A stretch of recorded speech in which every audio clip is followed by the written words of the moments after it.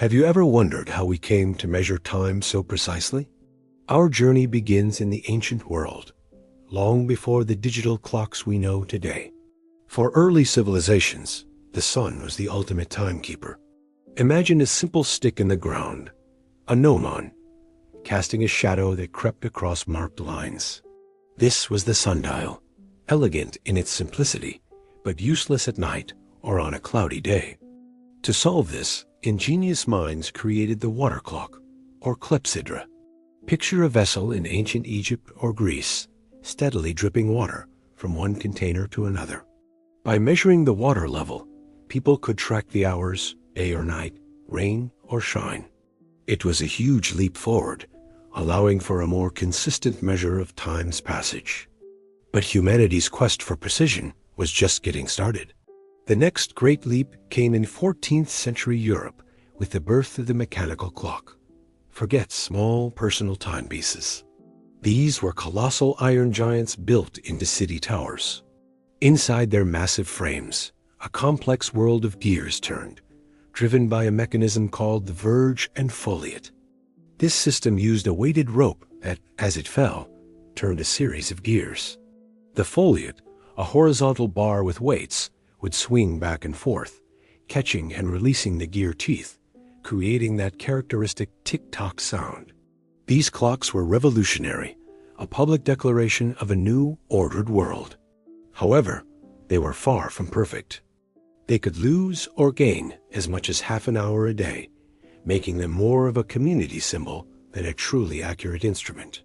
The real breakthrough, the moment that truly changed our relationship with time, came from observing a simple swing. In the 17th century, the great scientist Galileo Galilei was said to have watched a chandelier swinging in a cathedral. He noticed something profound. No matter how wide or narrow the swing, each one took the same amount of time to complete. This principle of the pendulum held the key to unlocking unprecedented accuracy. It was the Dutch scientist Christian Huygens who, in 1657, harnessed this discovery.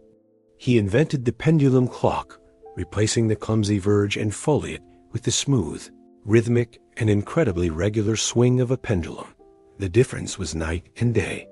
Where tower clocks were off by minutes or even hours, pendulum clocks were accurate to within seconds per day.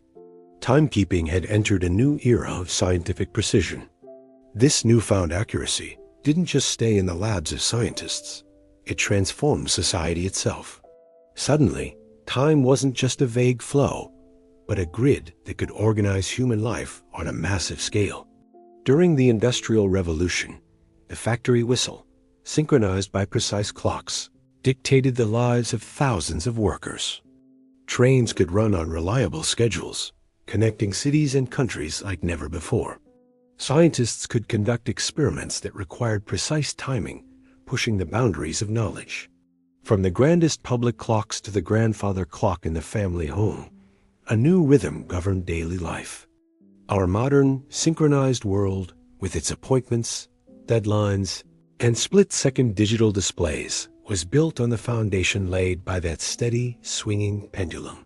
The journey from a shadow on the ground to the digits on our screens is a testament to our relentless pursuit of mastering time itself.